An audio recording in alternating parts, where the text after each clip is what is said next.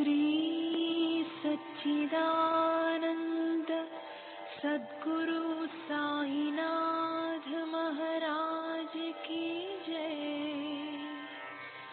सद्गुरु श्री साईनाथुनि शरद बाबूजी की जय।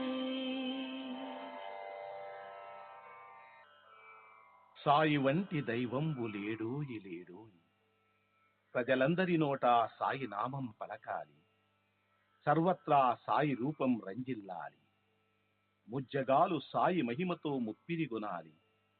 సాయి పదరవళులు మన హృదయ కుహరంలోని నిశ్శబ్ద నిశీధిలో ప్రతిధ్వనించాలి. ప్రణవనాద వీచికల్లా సాయి జ్ఞాన సౌరభాలు సర్వత్రా వ్యాపించాలి. ఆ సుజ్ఞాన సౌరభాల ఆస్వాదనలో మన మనసులు మత్తెక్కాలి.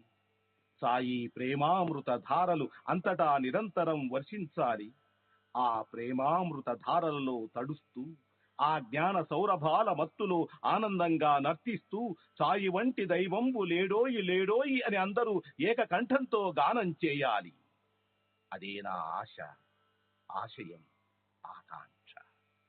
అదొక మధుర స్వప్నం. ఆ స్వప్న సాఫల్యం కోసం శ్రీ సాయినాథుని అనన్య ప్రేమతో, ఆర్ద్రతతో ప్రార్థించటమే మనం చేయగలిగింది, చేయవలసింది. శ్రీ బాబూజీ.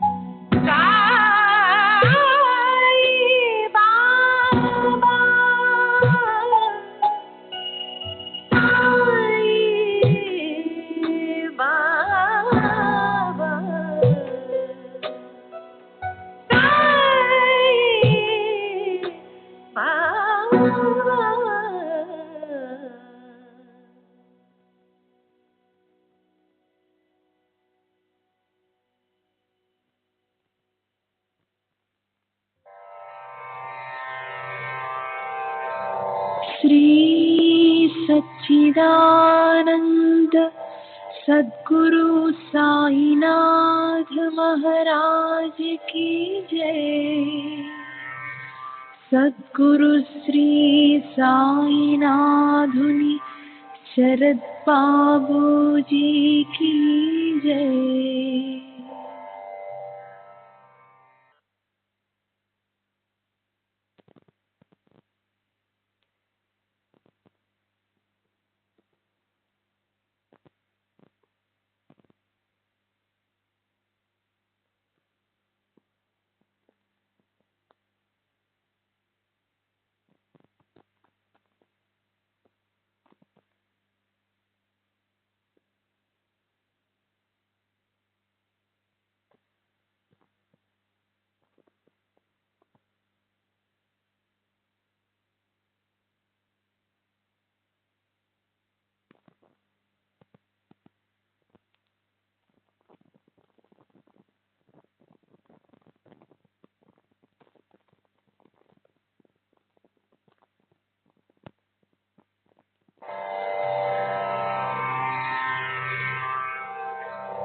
श्री सच्चिदानंद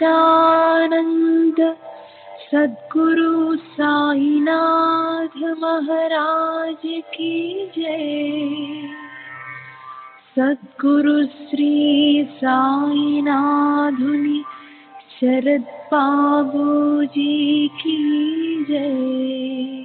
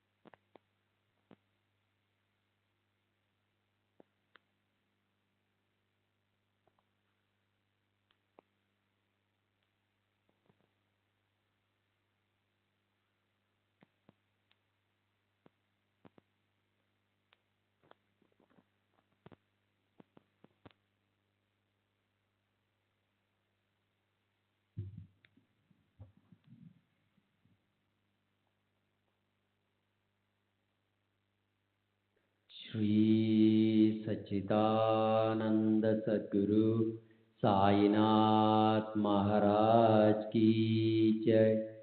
सद्गुरु श्री साईनाथ निशरत बाबूजी की जय। శ్రీ సాయి భక్త అనుభవ సంహిత ఎంబి ప్రధాన్ నిండ తర్వాయి.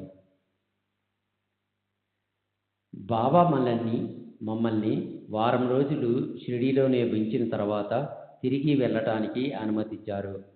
బాబు చాందోర్కర్ ఒక పళ్ళెం తెచ్చి బాబా పాదాల క్రింద ఉంచాడు. వారి పాదాలు అభిషేకించిన తర్వాత ఆ పాదతీర్థాన్ని ఇంట్లో వాడుకునేందుకు తీసుకున్నాడు. ఆ విధంగా చేయటంలో షిరిడీలో అప్పుడున్న పద్ధతులకు భిన్నమైనది. అప్పటి వరకు ఊది మాత్రమే ఇంటికి తీసుకెళ్లేందుకు ఆమోదించేవారు. పాదతీర్థం ఆరతి సమయమప్పుడు త్రాగటానికి మాత్రమే ఇచ్చేవారు. నేను బాబును అనుసరించి మా అమ్మకు ఇతర భక్తులకు ఇవ్వటానికి పాదతీర్థం తీసుకున్నాను. మేము మన్మాడ్ చేరగానే పంజాబ్ మెయిల్ వచ్చింది. మా దగ్గర 3వ తరగతి టికెట్లు ఉన్నాయి. అవి తర్వాత వచ్చే రైలు ఎక్కడానికి మాత్రమే పనికి వస్తాయి. కానీ మెయిల్ ఎక్కడానికి రైల్వే నిబంధనలు ఒప్పుకోవు. కానీ ఆనందంలో అవేమీ పట్టించుకోకుండా మెయిల్ ఎక్కాము. మేము ముంబై చేరవలసిన సమయానికి కన్నా 4-5 గంటలు ముందు చేరాము. తర్వాత ఆ సమయం ఎంతో విలువైనదని తెలుసుకున్నాను. బాబా అనుగ్రహం వల్లే మేము త్వరగా ఇంటికి చేరుకోగలిగామని భావించాము. నేను ఇల్లు చేరుకోగానే మా అమ్మకు పక్షపాతం వచ్చిన సంగతి తెలిసింది. షిరిడిలో బాబా తమ శరీర పార్శ్వభాగమంతా బాధిస్తున్నదని చెప్పిన సమయంలోనే బొంబాయిలోని మా ఇంట్లో మా అమ్మకు పక్షపాతం వచ్చిందట. వెంటనే డాక్టర్లను పిలిపించి చికిత్స మొదలుపెట్టారు. నా సోదరి, ఇతర బంధువులు షిరిడీలో ఉన్న నాకు కబురు పెట్టాలని అనుకున్నారు.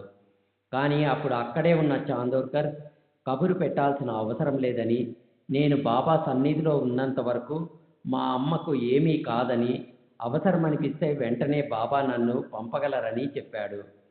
మేము షిరిడీలో బయలుదేరిన రాత్రి ఇక్కడ మా అమ్మకు చికిత్స చేస్తున్న డాక్టరు ఆమెకు జ్వరం చాలా ఎక్కువగా ఉందని, ఆమె ప్రేగులు బిగుసుకుపోయి ఉన్నాయని, పరిస్థితి ప్రమాద స్థితికి చేరుకుందని చెప్పాడు. రాత్రికి ప్రేగుల్లో కదలిక ఏర్పడితే ఆమె పరిస్థితి కాస్త మెరుగుపడుతుందని అన్నాడు.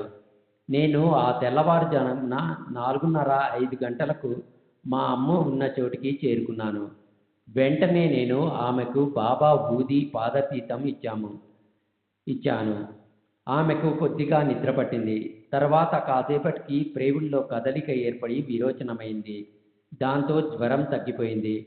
డాక్టర్ వచ్చి పరీక్షించి ఆమె పరిస్థితి మెరుగుపడిందని, ఇక కోలుకుంటుందని చెప్పాడు. బాబాకు ఇవన్నీ ముందుగానే తెలిసే తమ సంకల్పానుసారం మమ్మల్ని ఊది తీర్థంతో షిరిడీ నుంచి పంపి మన్మాడ్లో పంజాబ్ మెయిల్ అందేటట్లు చేసి సరియైన సమయానికి ఇంటికి చేర్చారని అర్థమైంది. నేను షిరిడీలో ఉన్నప్పుడు నన్ను దగ్గరకు పిలిచి ఊది ఇచ్చి 3-4 రోజుల్లో అంతా బాగైపోతుంది అనటంలో మా అమ్మ కోలుకుంటుందని బాబా ఉద్దేశం. బాబా చర్యలు నిగూఢమైనవి, వారి లీలలు అద్భుతాలు. ఆ తర్వాత మా అమ్మ సంపూర్ణ ఆరోగ్యంతో 4 సంవత్సరాలు జీవించింది. ఆమె చనిపోయేందుకు 2 సంవత్సరాల ముందు షిరిడీ వెళ్ళి బాబాను దర్శించి వారి ఆశీస్సులు పొందింది. నేను ఒక్కడినే కాక మా కుటుంబంలోని వారందరూ బాబాను దర్శించి వారి ఆశీస్సులు పొందారు. నా భార్య, ఆమె సోదరి బాబా దగ్గరికి ఎలా వెళ్ళారో, నా భార్య బాబా నుంచి ప్రత్యేకంగా ఆశీస్సులు ఎలా పొందిందో మీకు ఈ సంఘటన ద్వారా తెలియజేస్తాను.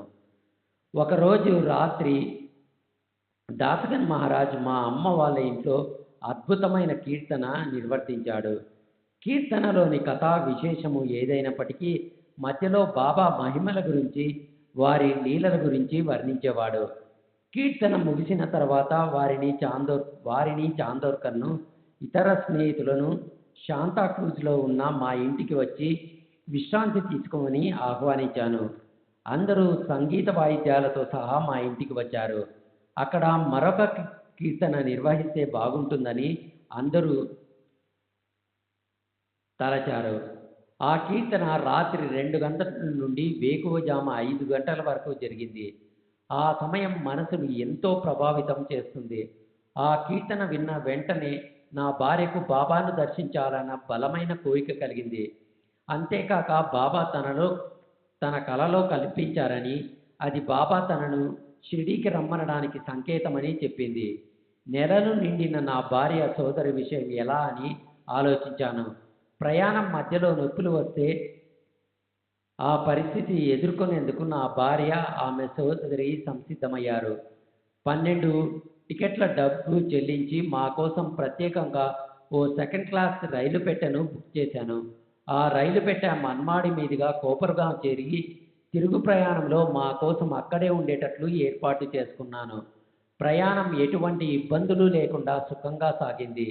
ఇక కోపర్గాం చేరుతున్నామనగా చాందోర్కర్ గారు మా కోసం స్టేషన్కి వస్తారేమోనని నా భార్య అన్నది. నేను చాందోర్కర్ షిరిడీకి వెళ్తున్నట్లు జాబు వ్రాసినప్పటికీ అతను వచ్చే అవకాశమే లేదని చెప్పాను. కానీ ఆమె ఊహించినట్లుగానే చాందోర్కర్ స్టేషన్కు వచ్చాడు. శ్రీ సచ్చిదానంద సద్గురు సాయినాథ్ మహారాజ్ की जय. सद्गुरु श्री साईनाथ निशरद बाबूजी की जय.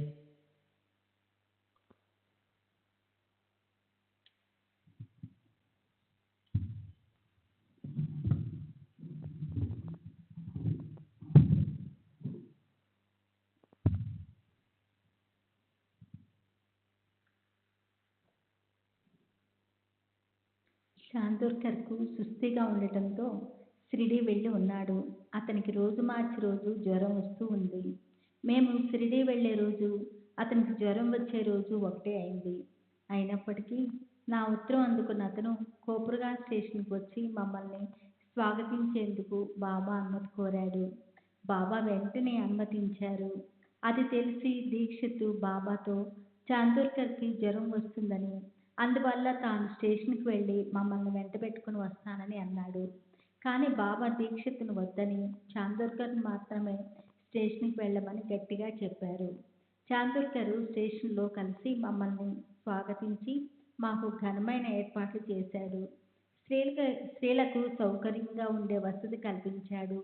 మేము గోదావరిలో స్నానం ఆచరించి క్షేమంగా షిరిడీ చేరాము. చాందోర్కర్ మా కోసం ఇంత శ్రమ తీసుకున్నప్పటికీ ఆరోగ్యపరంగా అతనికి కొంచెం కూడా ఇబ్బంది కలగలేదు. అంతేకాదు, చాందోర్కర్కు ఆ రోజు నుండి మళ్ళీ జ్వరం రాలేదు. మేము షిరిడీ చేరిన రోజు బాబా నా భార్యను చూపించి మాధవరావు దేశపాండేతో ఈమె నా బాబుకు తల్లి అన్నారు. గర్భవతిగా కనబడుతున్న నా భార్య సోదరి గురించి బాబా చెప్తున్నారని చాందోర్కర్ అనుకొని ఆమెను చూపించి, మీరు మాట్లాడుతున్న ఈమె గురించే కదా అని అడిగారు. బాబా కాదని చెప్పి నా భార్యను చూపించి, నేను మాట్లాడింది ఈమె గురించి అన్నారు. ఆ రోజు నుండి సరిగ్గా 12 నెలలకు నా భార్య ఒక మగపిల్లవాడిని ప్రసవించింది. వాడికి బాబా నోటి నుండి వెలువడిన బాబు అన్న పేరు పెట్టాము. నామకరణ కార్యక్రమానికి దాస్గను, చాందోర్కరు మొదలైన భక్తులందరూ వచ్చారు. ఆ కార్యక్రమం ఎంతో వేడుకగా బాబా కరుణ, గొప్పతనాన్ని స్మరించుకునే విధంగా జరిగింది. నేను మొదటిసారి షిరిడీ వెళ్ళినప్పుడు మసీదులో బాబా సన్నిధిలో ఉండగా గాలివాన వచ్చింది. ఎడతెగకుండా వర్షం కురుస్తుంది. ఇలా ఒక పావుగంట వరకు కొనసాగింది. నేనప్పుడు వర్షం ఇలాగే కొనసాగితే నదులు, వాగులు పొంగుతాయి. అప్పుడు నేను బొంబాయి వెళ్ళటానికి కష్టం అవుతుంది. బాబా నన్ను తిరిగి వెళ్ళటానికి అనుమతి ఇవ్వరేమోనని అనుకున్నాను. అప్పుడు బాబా ఆకాశం వైపు చూస్తూ, ఓ దేవా, చాలు, ఇక వర్షాన్ని ఆపు.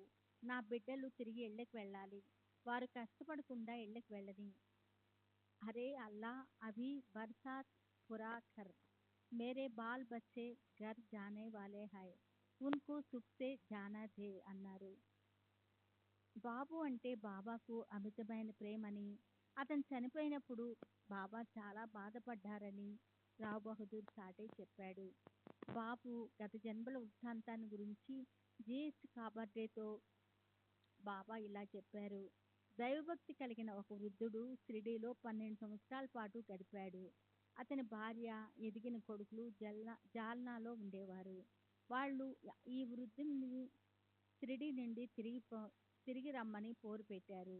చివరికి అతను గుర్రంపై బయలుదేరాడు. నేను అతన్ని బండిలో అనుసరించాను. కొంతకాలం గడిచిన తర్వాత ఈ వృద్ధుడు తన సోదరుని కుమార్తెను వివాహమాడాడు. వాళ్ళిద్దరికి ఒక కొడుకు పుట్టాడు. పిల్లవానికి 6 ఏళ్ల వయసున్నప్పుడు వృద్ధుడు చనిపోయాడు. ఈ పిల్లవాని దాయాదులు అతనికి విషం పెట్టి చంపేశారు. ఆ పిల్లవాడే బాబు.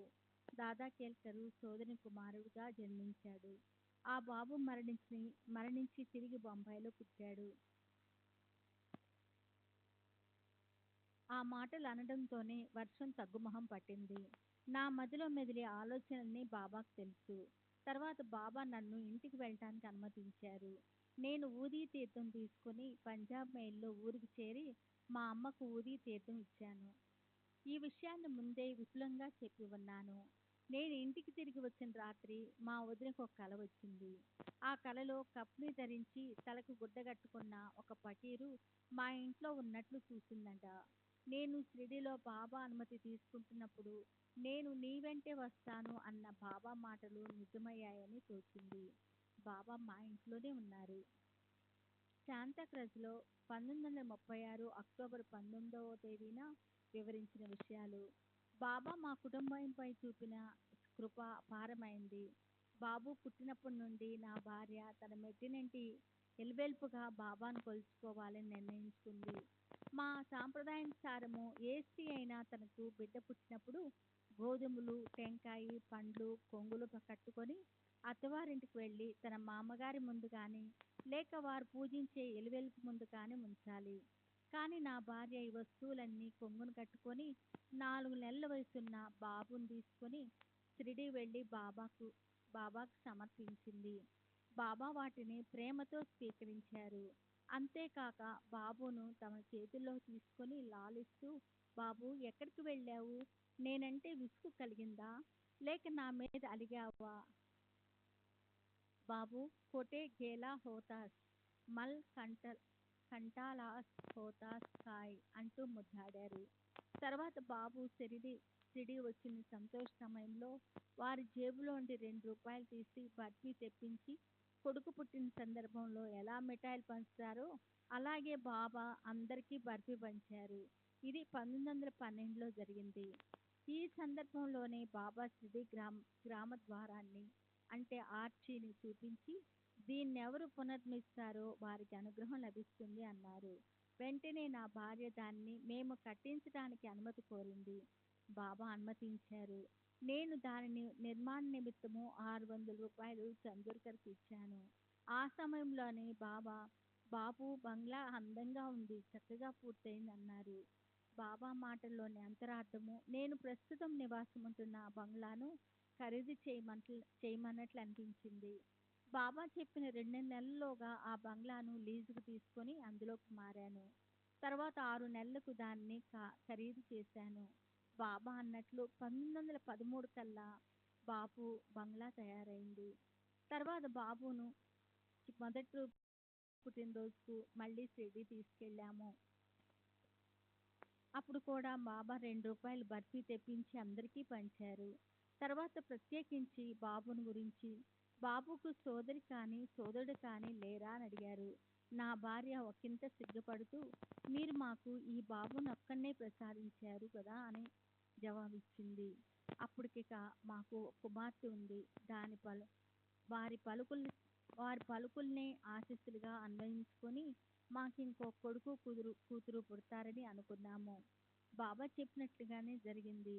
బాబు మొదటి పుట్టినరోజు సందర్భంగా మాధవరావు దేశపాండే ఇంట్లోనే పెద్ద ఎత్తున విందు ఏర్పాటు చేసి అందరినీ ఆహ్వానించాను. ఆ రోజు గురువారం. బాలాసాహెబ్ బాటే తనకు గురువారం నాడు బయట తినకూడదని నియమం ఉందని చెప్పాడు.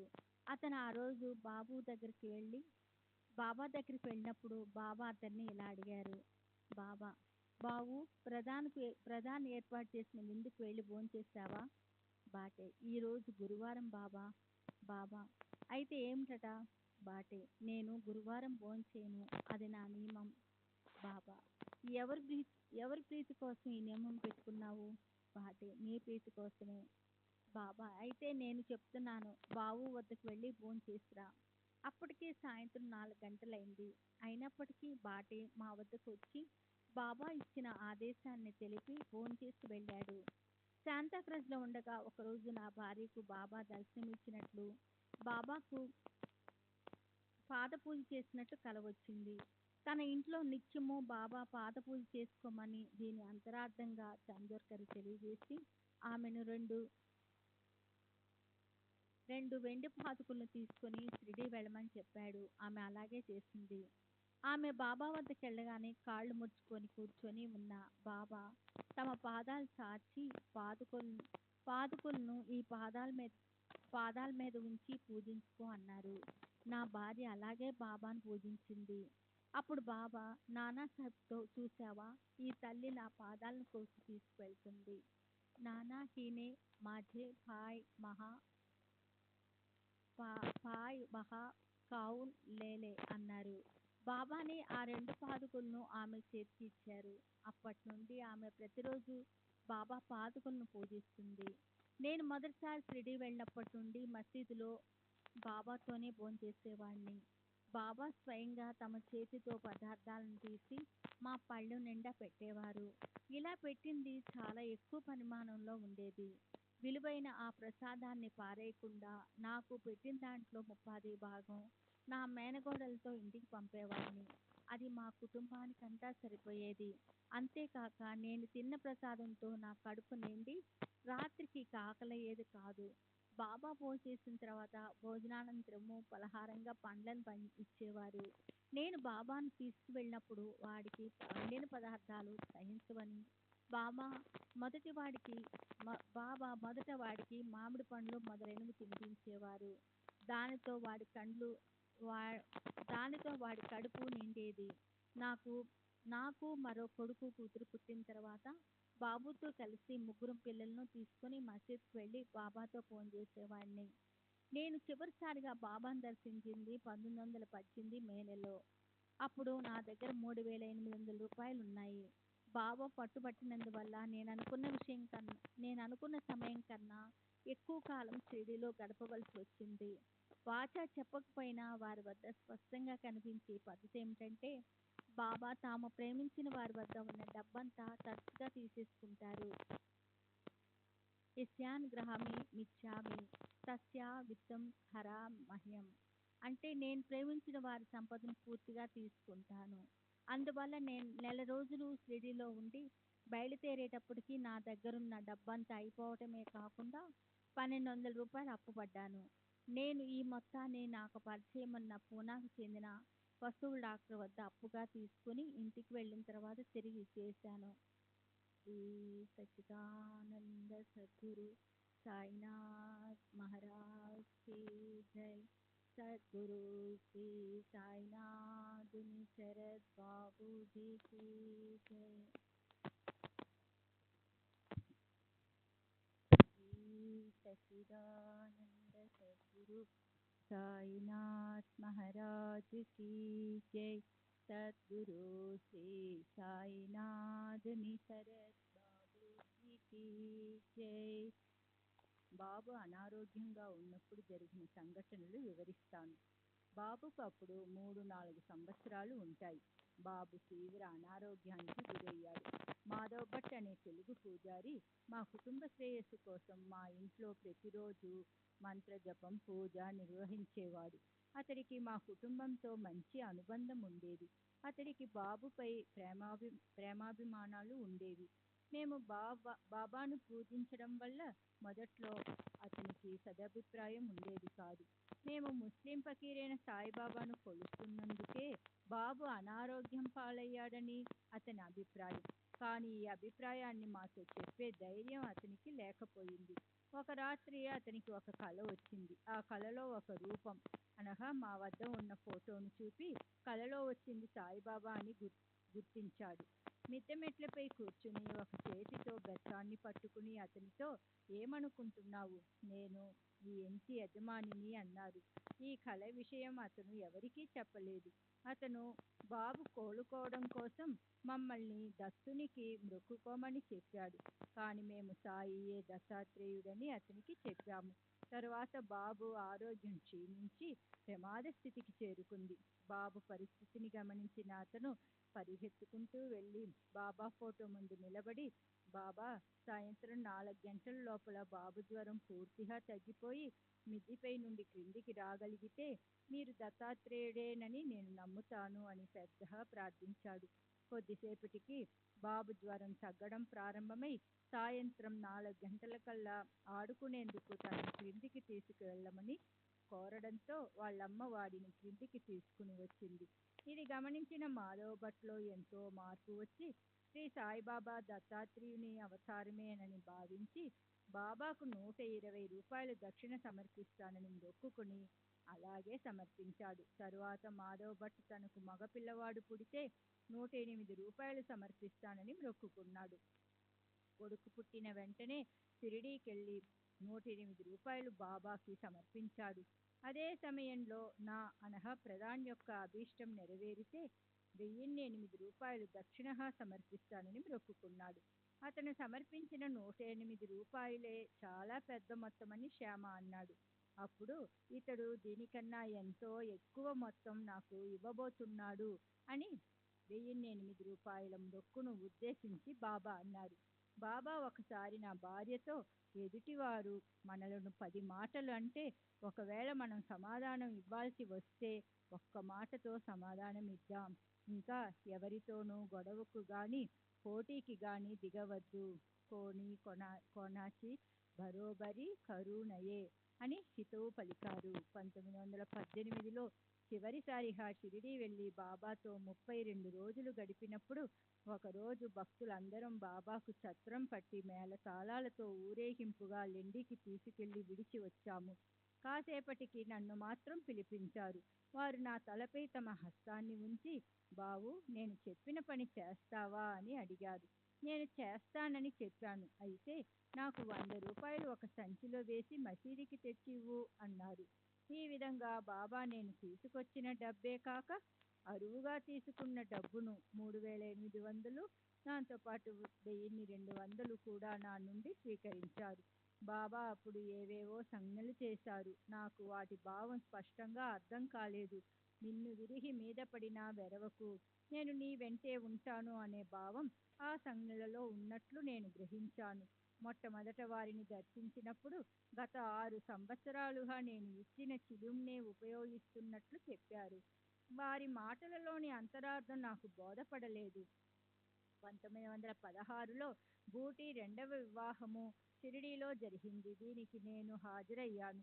మేము షిరిడీ నుండి బయలుదేరేటప్పుడు బాబా, నేను మీ వెంటే వస్తాను, తుజ్జా బరోబర్ మీ ఏయిన్ అన్నారు. ప్రత్యక్షంగా భౌతిక శరీరంతో వారు మాతో రానప్పటికీ ఎటువంటి ఇబ్బందులు లేకుండా ప్రయాణం సుఖంగా సాగింది. దాన్ని బట్టి బాబా తమ సూక్ష్మ శరీరంతో మమ్మల్ని అనుసరించి ప్రమాదాలను, ఇబ్బందులను తొలగించారని అర్థమైంది. బాబా సమాధి చెందిన తరువాత కూడా వారి ఆశీస్సుల వల్ల నేను ఎన్నో లాభాలు పొందాను. 1920 నుండి 1926 వరకు నేను సౌత్ సాల్సెట్ 2వ తరగతి కోర్టు మెజిస్ట్రేటుగా నియమింపబడ్డాను. 1926 నుండి జేపీగా అనగా జస్టిస్ ఆఫ్ పీస్ పనిచేశాను. బొంబాయి శాసన మండలి సభ్యునిగా దానా నుండి 1921 నుండి 23 ఎన్నుకోబడ్డాను. 1927లో రావు బహదూర్ బిరుదు నాకు ప్రదానం చేయబడింది. శ్రీమతి చోటుబాయ్ ప్రధాన్, శాంతాక్రూజ్. ఒకసారి నా పిల్లలందరికీ పొంగు అనగా మీజిల్స్ పోసింది. బాబు పరిస్థితి మాత్రం ప్రమాదకరంగా ఉందని డాక్టర్ చెప్పారు. అందరూ ఆశ వదులుకున్నారు. నేను బాబాను ప్రార్థించాను. అప్పుడు బాబా కనిపించి, ఎందుకమ్మా దుఃఖిస్తావు, పిల్లవాడు బాగానే ఉన్నాడు. ఉదయం 6-6:30 గంటలకు వాడికి బాగా ఆహారం పెట్టు అన్నారు. బాబు ఉదయానికల్లా కులాసాగా ఆడుకోసాగాడు. డాక్టర్ వచ్చి వీడిని చూసి ఆశ్చర్యపోయాడు. పిల్లవాడికి ఏ ఆహారం పెట్టవద్దు అన్నారు. కానీ వాడు అన్నీ తిని అరాయించుకున్నాడు. ఒక రాత్రి 11 గంటల సమయంలో బాబా నా కలలో కనిపించి, నిద్రపోతున్నావా, లే, పిల్లవాడికి మూర్ఛ వస్తుంది అన్నారు. నేను వెంటనే లేచి పిల్లవాడిని చూశాను. జ్వరం కానీ మూర్ఛ లక్షణాలు కానీ కనిపించలేదు. కానీ బాబా హెచ్చరించినప్పుడు జాగ్రత్త పడాలి కదా. అందువల్ల వేడి నీళ్లు, నిప్పు, ఉడుకులో మొదలైనవన్నీ సిద్ధంగా ఉంచాను. మా పిల్లలందరికీ అప్పుడప్పుడు మూర్ఛలు వస్తూనే ఉంటాయి. రాత్రి 2 గంటలప్పుడు పిల్లవాడికి మూర్ఛ లక్షణాలు కనిపించాయి. అన్నీ సిద్ధంగా ఉంచుకోబట్టి అవి అర్ధగంటలో తగ్గిపోయాయి. రాబోయే ప్రమాదం గురించి బాబా ముందుగానే హెచ్చరించి నా బిడ్డను కాపాడారు. ఇలా బాబా తరచూ మాకు సహాయపడేవారు. ఒకసారి బాబా నా కలలో కనిపించి వారి పాదాలకు పసుపు కుంకుమ పెట్టమన్నారు. కలలో నేను వారిని అలాగే పూజించాను. నా కల విషయం చాందోర్కర్కు చెప్పగా ఆయన వెండి పాదకులను తీసుకుని షిరిడీకి వెళ్ళు, అవి బాబా ముందు ఉంచి వాటిని తెచ్చి పూజించుకో అన్నారు. నేను అలాగే చేశాను. బాబా తమ పాదాలను ముందుకు చాపి పాదుకులను తమ పాదాలపై పెట్టి పూజించుకోమని చెప్పారు. నేను పూజించుకున్నాను. బాబా వాటిని తిరిగి నాకు ఇస్తూ నానాసాహెబ్తో, చూసావా నాన్న, ఈ తల్లి నా 2 పాదాలను కోసి తీసుకెళుతుంది. నానా హినే మాజేపాయ్ అహా ఖావున్ నేలే అన్నారు. ఒకరోజు మసీదులో బాబా ఆగ్రహంతో కేకలు వేస్తారేమోనని నేను భయపడ్డాను. కానీ ఆ రోజు వారు అలా ఏమీ చేయకుండా, చూసావా, నేను ఎవరిపైనా కోప్పడలేదు, కేకలేయలేదు, అవునా అన్నారు. మరొక రోజు మసీదులో బాబాను పూజిస్తున్నాను. వాడాలో నా బిడ్డ ఏడుస్తుండటం బాబాకు తెలిసి నన్ను పూజ మధ్యలో ఆపి ఇంటికి వెళ్ళు అని పంపించి వేశారు. నేను వెళ్ళి బిడ్డను సముదాయించి మసీదుకి తిరిగి వచ్చాను. బాబా ఇప్పుడు పూజ చేసుకో అన్నారు. ఒకసారి టైఫాయిడ్ జ్వరము నుండి అప్పుడే కోలుకుంటున్న మా అబ్బాయిని షిరిడీకి తీసుకువెళ్ళదలిచాము. డాక్టర్ వద్దని చెప్పాడు. కానీ మేము పిల్లవాడిని షిరిడీకి తీసుకువెళ్ళాము. రైలులో వాడికి జ్వరం వచ్చింది. అందరూ చెబుతున్నా వినకుండా పిల్లవాడిని తీసుకొచ్చాను. ఇప్పుడు వాడికి ఏమన్నా అయితే నా పిచ్చితనాన్ని చూసి నలుగురు నవ్వుతారేమోనని భయపడ్డాను.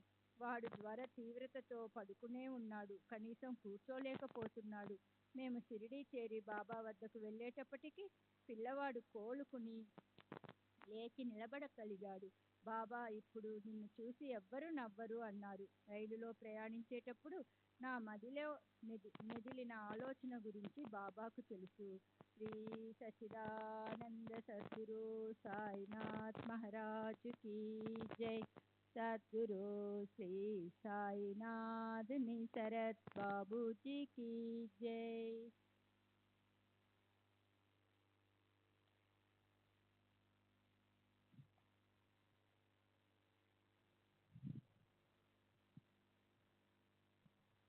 శ్రీ సచ్చిదానంద సద్గురు సాయినాథ్ మహారాజ్ కీ జై.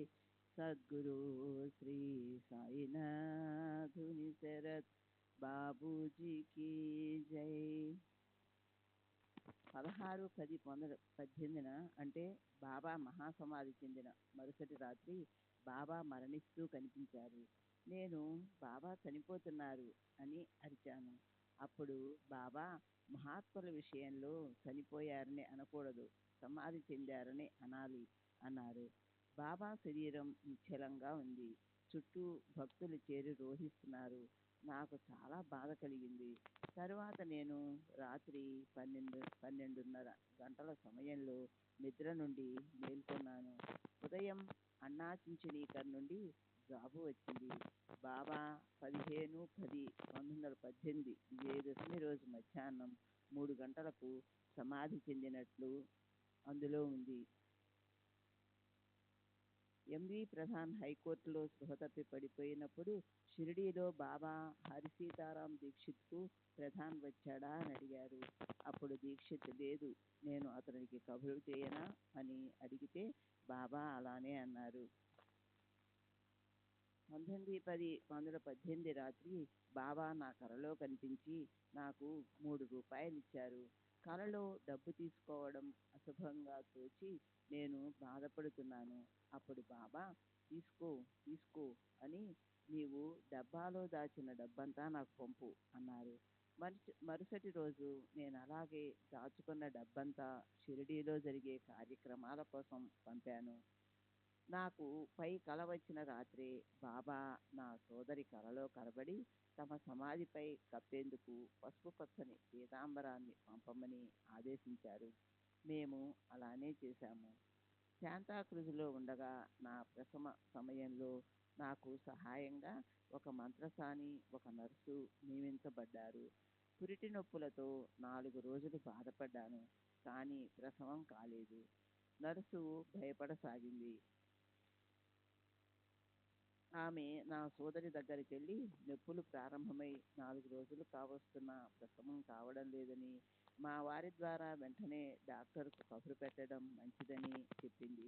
నా సోదరి బాబా పటం ముందు ఆర్తిగా ప్రార్థించి వెంటనే ఎవరి సహాయం లేకుండా నాకు ప్రసవం అయింది. బాబా శక్తి కరుణకి నేను, నర్సు ఆశ్చర్యపోయాము. శ్రీ సాయి లీలా మాసిక్ పత్రికలో శ్రీ ప్రధాన్ గారు మాధవ్ భట్ అనే తెలుగు పూజారిలో వచ్చిన పరివర్తన గురించి తెలిపిన వివరాలు. మాతో పాటు మాధవ్ భట్ అనే తెలుగు బ్రాహ్మణుడు ఉండేవాడు. అతను వృద్ధుడు, పరమ శివభక్తుడు. రాత్రింబవళ్ళు రుద్రాభిషేకం మొదలైన పూజలు చేస్తూ గడిపేవాడు. 1912లో 7 ఏడాది వయసున్న నా కుమారుడు బాబు అస్వస్థతకు లోనయ్యాడు. మేము ఇంటిలో ముసల్మానును పూజిస్తున్నందువల్ల శివుని ఆగ్రహానికి గురి అయ్యామని, అందుకే బాబు అస్వస్థుడయ్యాడని భట్ భావించేవాడు. ఒక రాత్రి బాబు జ్వరం తీవ్రమై ప్రమాద స్థితి ఏర్పడింది. మేము భట్టుని లేపాలని అనుకుంటున్నాం, కానీ అతడే తనకు తానే లేచి మేడపైకి వచ్చి నేరుగా వెళ్ళి బాబా ఫోటో ముందు కూర్చొని, నాకు వచ్చిన స్వప్నం నిజమైతే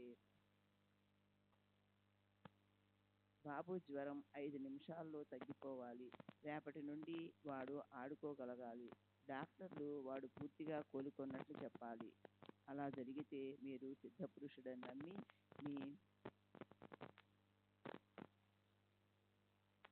మీ ముందు సాగిలపడతాను. 15 రోజుల్లో షిరిడీ వచ్చి మీకు 108 రూపాయలు దక్షిణ సమర్పిస్తాను అని మొక్కుకున్నాడు. భట్టు తనకు వచ్చిన కళ గురించి చెప్పాడు. ఒక ముసల్మాను బాబా వలె దుస్తులు ధరించి దండం చేతబూని తన పడక దగ్గరికి వచ్చి లేపాడు. తరువాత మేడపైకి మెట్లు ఎక్కుతూ, నీకేం తెలుసు, ఈ ఇల్లు నాది, ఈ బిడ్డను నేను ప్రసాదించాను, నీవు పిల్లవాడి రోగం నయం చేయగలవని అనుకుంటున్నావా? ఆ పిల్లవాడు నావాడు, ఈ విషయం నీకు వెంటనే నిరూపిస్తాను అని పైకి వెళ్ళాడు. దాంతో తాను మేల్కొని బాబా పటం దగ్గర ప్రార్థించడం జరిగిందని భట్ చెప్పాడు. అతను ప్రార్థించిన గంట తరువాత బాబు జ్వరం, దగ్గు తగ్గిపోయాయి. పిల్లవాడు చురుకుగా ఆడుకోసాగాడు.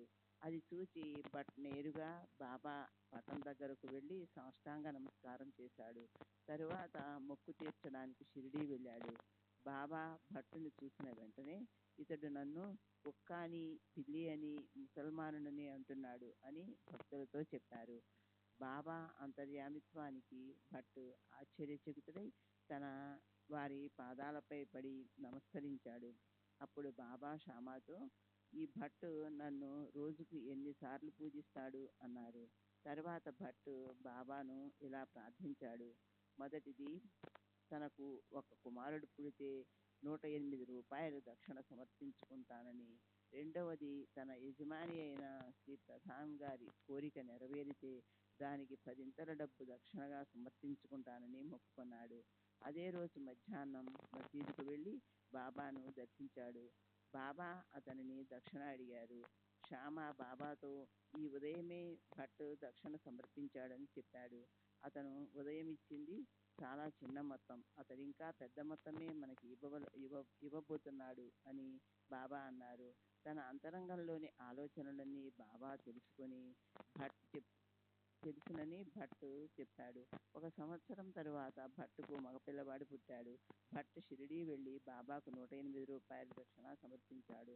తన స్వగ్రామంలో అతని సోదరుడు నిర్మించిన దత్త మందిరంలో బాబా ఫోటో నుంచి పూజించసాగాడు.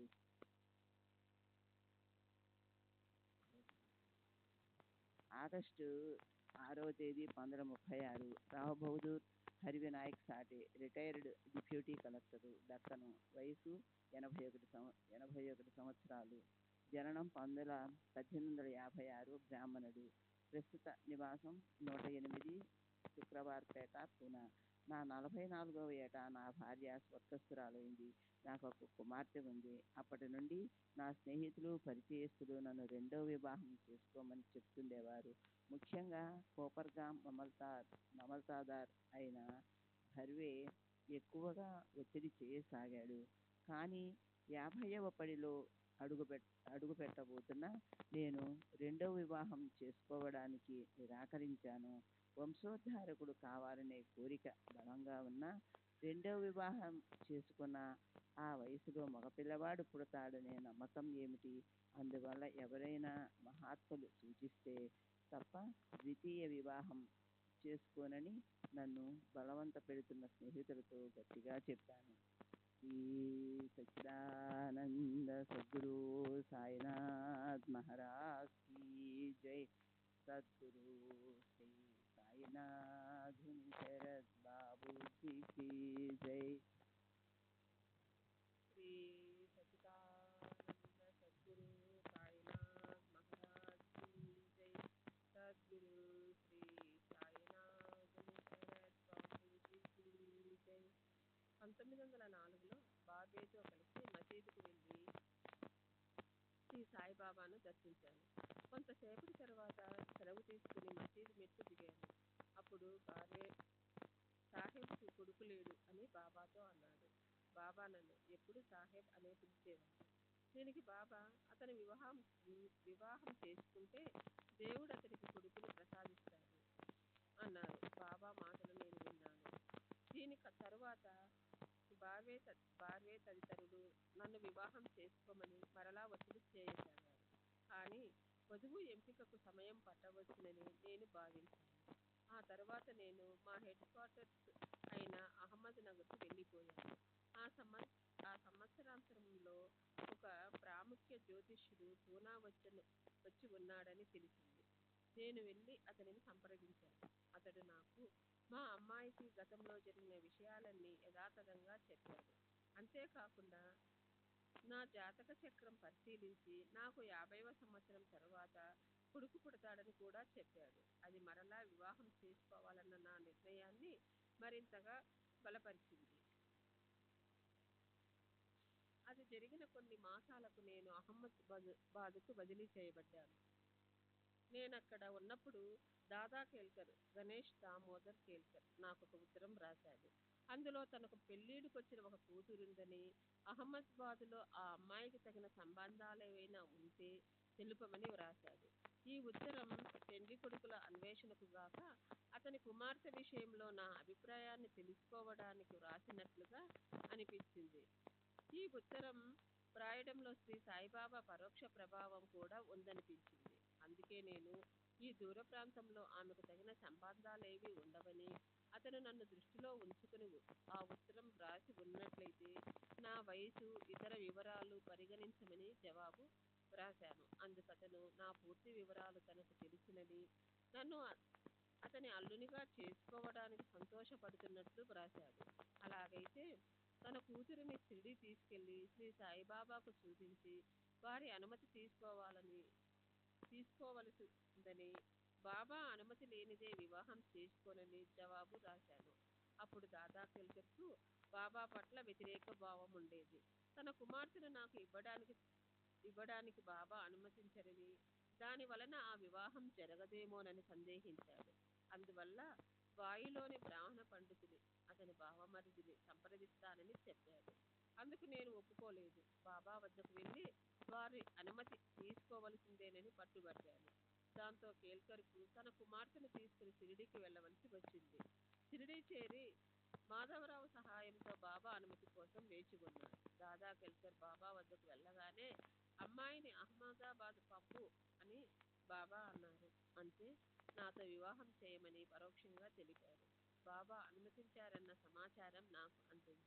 ఆ తర్వాత 1905లో నా 50వ సంవత్సరంలో నాకు దాదా కేల్కర్ కుమార్తెతో వివాహమైంది. తర్వాత నాకు ఒక కుమారుడు, కుమార్తెలు కలిగారు. చాటేవాడ బాబాకు ఇష్టమైన వేప చెట్టు సమీపంలో గ్రామ సరిహద్దు గోడ ఉండేది. అది చాలా వరకు శిథిలమైంది. ఒకసారి బాబా నాతో ఆ గోడను పడగొట్టి నిర్మించి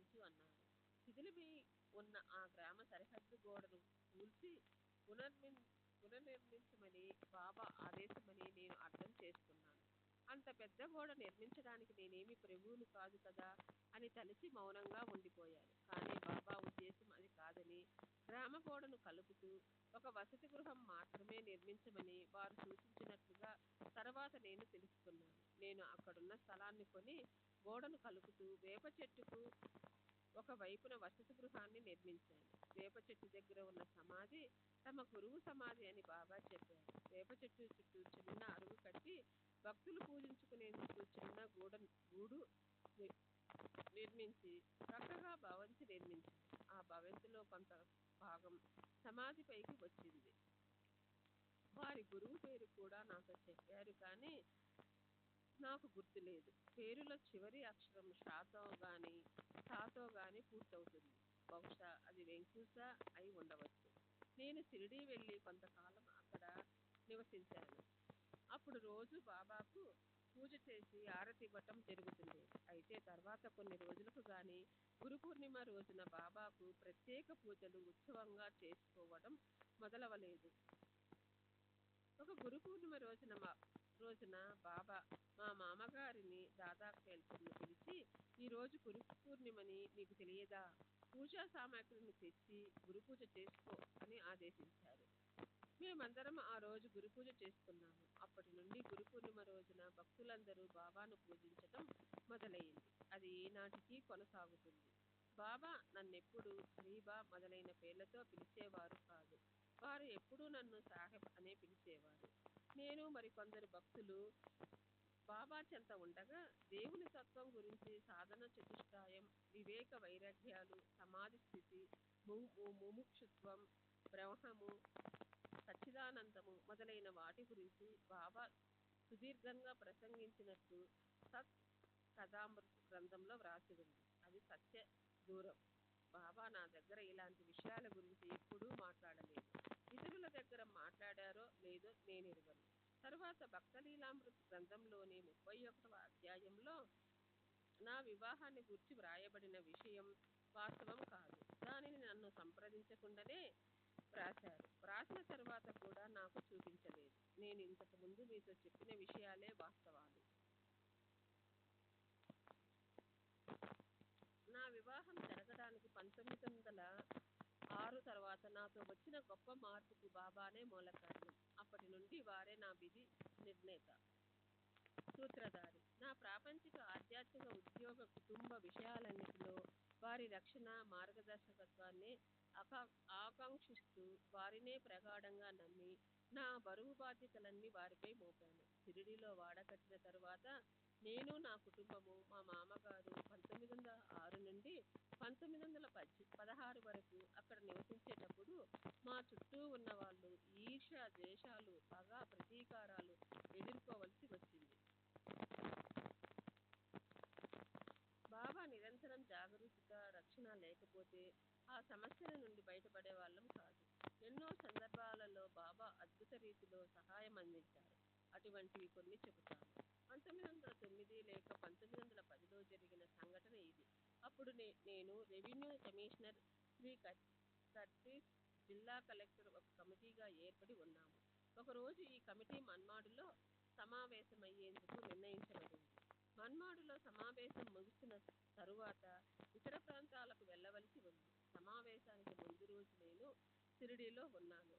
బాబా అభ్యంతర పెట్టరని కలిసి మన్మాడు వెళ్ళడానికి అనుమతి కోసం మా మామగారిని బాబా దగ్గరికి పంపాను. అతను తిరిగి వచ్చి బాబా అనుమతి ఇవ్వలేదని చెప్పాడు. ఇది పెద్ద పెద్ద అధికారులతో కూడుకున్న పనిని, సమావేశానికి వెళ్ళకపోతే ఉద్యోగం ఊడుతుందని చెప్పాను. మా మామగారు మరలా బాబా వద్దకు వెళ్ళి నా ప్రయాణం గురించి అడిగి చూశారు. కానీ బాబా అనుమతించలేదు. పైగా మన్మాడు వెళ్లకుండా నన్ను గదిలో బంధించి ఉంచమన్నారట. ఇలా 3 రోజులు నన్ను షిరిడీలో ఉంచిన తరువాత మన్మాడు వెళ్లేందుకు బాబా అనుమతించారు. నేను మన్మాడు వెళ్లి విచారిస్తే సమావేశం జరగవలసిన రోజు అధికారులెవ్వరూ రాలేదని, నిర్ణయించిన కార్యక్రమంలో మార్పు జరిగి సమావేశం వాయిదా పడిందని తెలిసింది. పాత కార్యక్రమాన్ని అనుసరించి తదుపరి విడుదలలో బస చేయడానికి కావలసిన గుడారం తదితర సామాగ్రిని రైలు ద్వారా మన్మాడు నుండి ఇతర నిర్ణీత ప్రదేశాలకు పంపే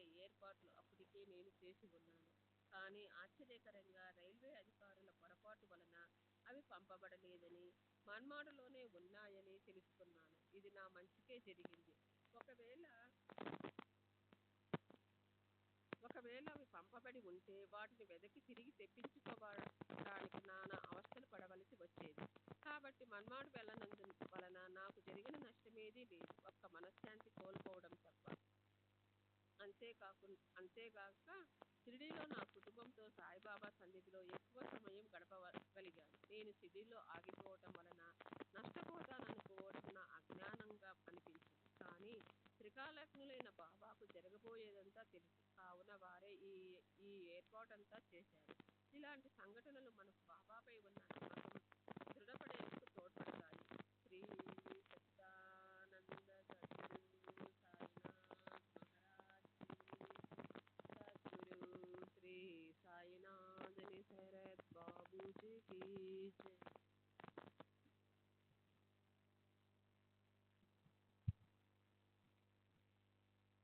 శ్రీ సచ్చిదానంద సద్గురు సాయినాథ్ మహారాజ్ కి జై. సద్గురు శ్రీ సాయినాథుని శరత్ బాబూజీకి జై. ఉద్యోగరీత్యా నాకు రావాల్సిన ప్రమోషన్ రాలేదని ఎంతో అసంతృప్తిగా ఉండేది.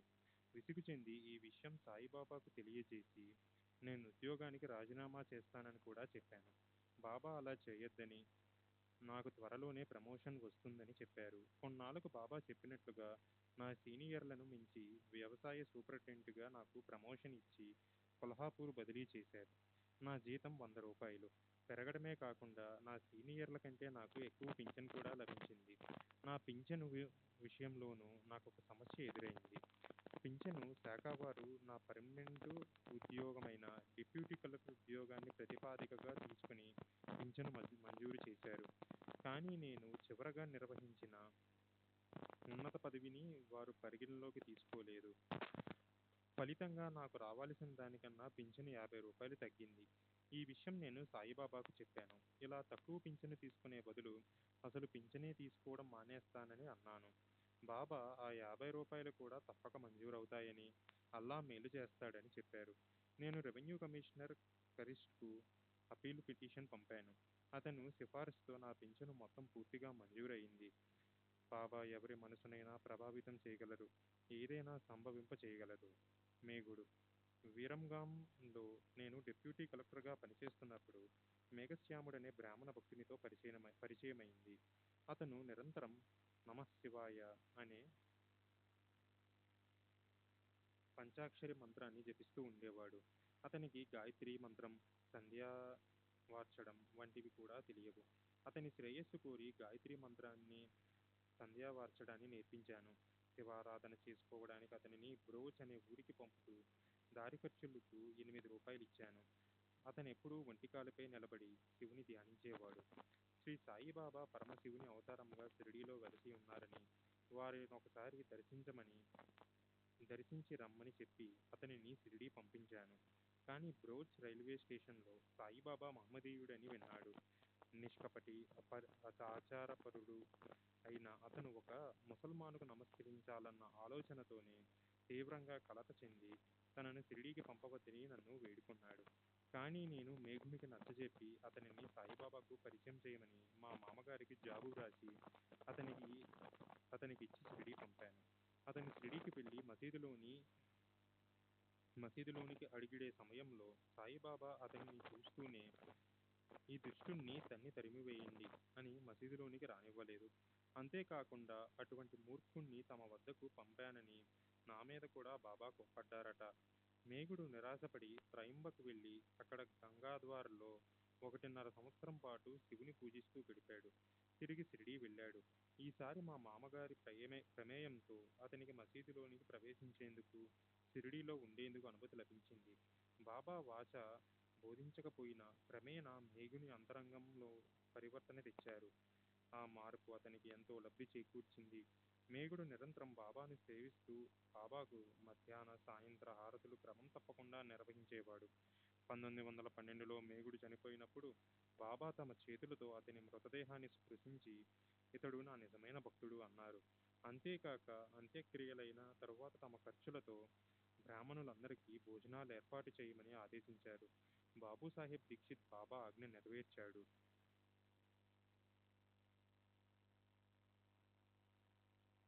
షిరిడీ విడుచుట.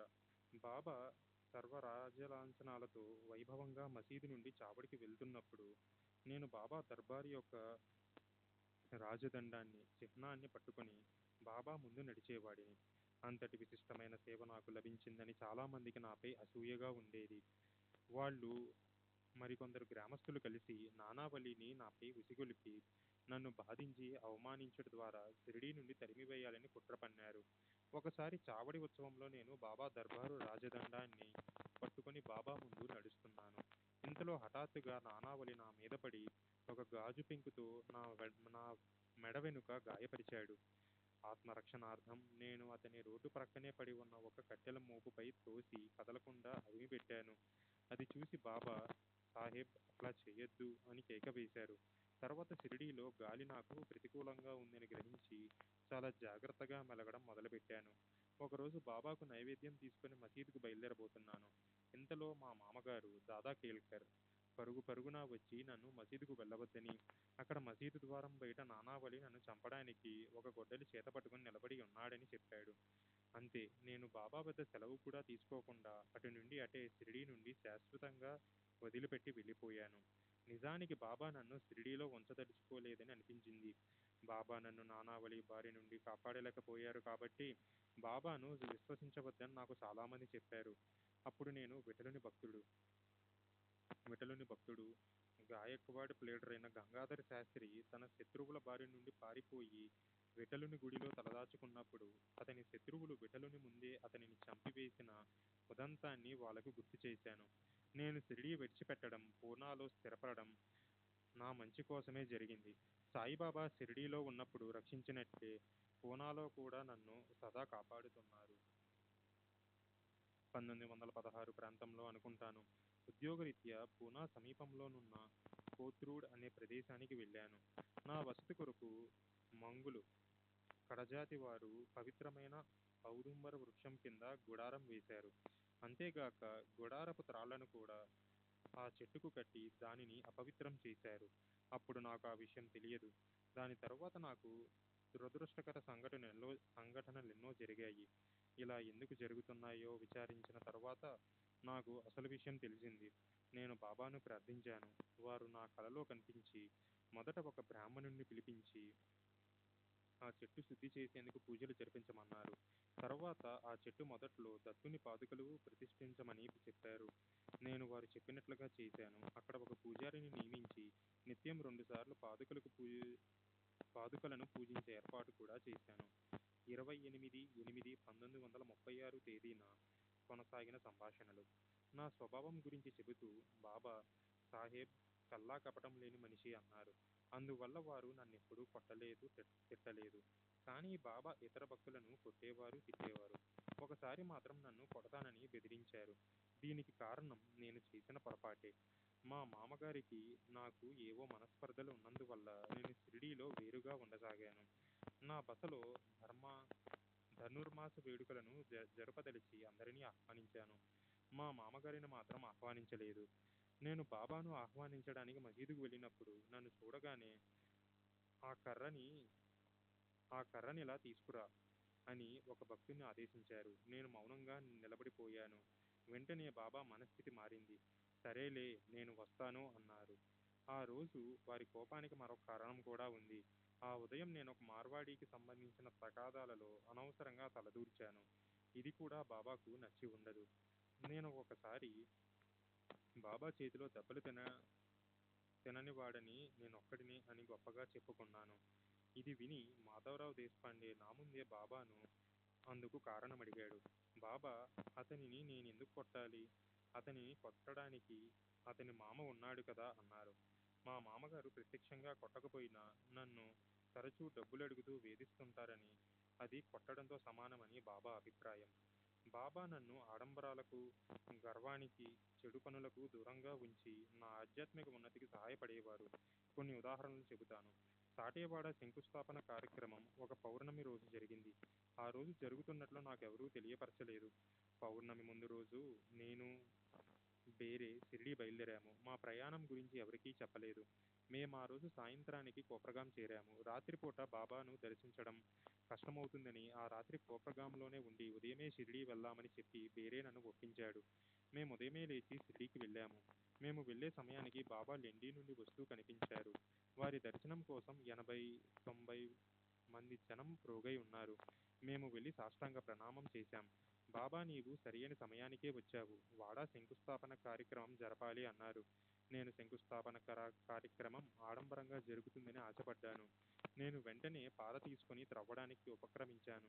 ఇది చూసి బాబా, నువ్వక్కడికి ఎందుకు వెళ్ళడం? అవన్నీ మనకెందుకు?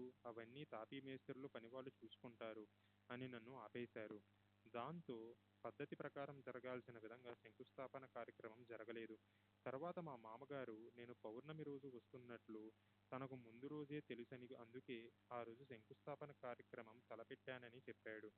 నేను వస్తున్నట్లు అతనికెలా తెలిసిందని అడిగినప్పుడు, ముందు రోజు బాబా సాహెబ్ రేపు వస్తున్నాడు, ఈ విషయం నాకు చాకలి చెప్పింది. సాహెబ్ యొక్క గుడారాన్ని ఆమెకు ఉతకడానికి వేశారట అని అన్నారని చెప్పాడు.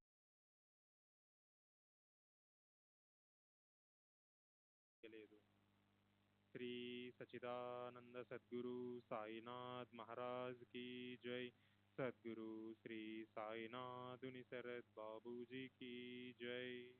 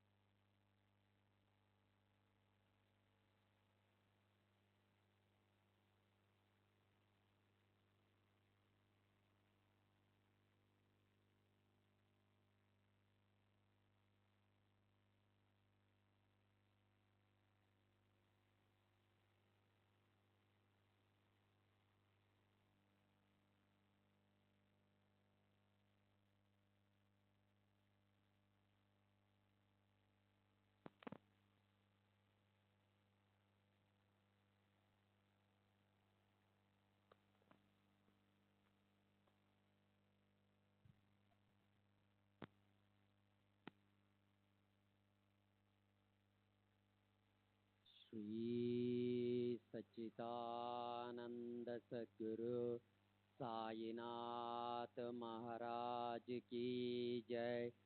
सद्गुरु श्री साईनाथ निसरद बाबूजी की जय. साई रहम नजर करना, बच्चों का पालन करना. साई रहम नजर करना, बच्चों का पालन करना. जाना तुमने जगत पसारा, सब ही जोट जमाना. जाना तुमने जगत पसारा, सब ही जोट जमाना. साई रहम नजर करना, बच्चों का पालन करना. साई रहम नजर करना, बच्चों का पालन करना. मैं अंधा हूँ बंदा आपका, मुझसे पथ दिखलाना। मैं अंधा हूँ बंदा आपका, मुझसे पथ दिखलाना। साई रहम नजर करना, बच्चों का पालन करना। साई रहम नजर करना, बच्चों का पालन करना। दास गनौ कहे अब क्या बोलो, थक गई मेरी रसना। दास गनौ कहे अब क्या बोलो, थक गई मेरी रसना। साई रहम नजर करना, बच्चों का पालन करना। साई रहम नजर करना, बच्चों का पालन करना। रहम नजर कर अब मोरे साई, तुम बिना नहीं मुझे माँ बाप भाई। रहम नजर कर मैं अंधा हूँ बंदा तुम्हारा। मैं अंधा हूँ बंदा तुम्हारा। मैं ना जानो, मैं ना जानो, मैं ना जानो। अल्लाह इलाही रहम नजर कर, रहम नजर कर अब मोरे साई। तुम बिना नहीं मुझे माँ बाप भाई। रहम नजर कर खाली जमाना मैंने गमाया। खाली जमाना मैंने गमाया, साथी आखिर का, साथी आखिर का, साथी आखिर का। तुम बिना कोई रहम नजर कर, रहम नजर कर अब मोरे साई। तुम बिना नहीं मुझे माँ बाप भाई। रहम नजर कर अपने मस्जिद का झाड़ू गनु है। अपने मस्जिद का झाड़ू गनु है। मालिक हमारे, मालिक हमारे, मालिक हमारे। तुम बाबा साई रहम नजर कर, रहम नजर कर अब मोरे साई। तुम बिना नहीं मुझे माँ बाप भाई। रहम नजर करो। श्री सच्चिदानंद सद्गुरु साईनाथ महाराज की जय। सद्गुरु श्री साईनाथ निशरद बाबू जी की जय।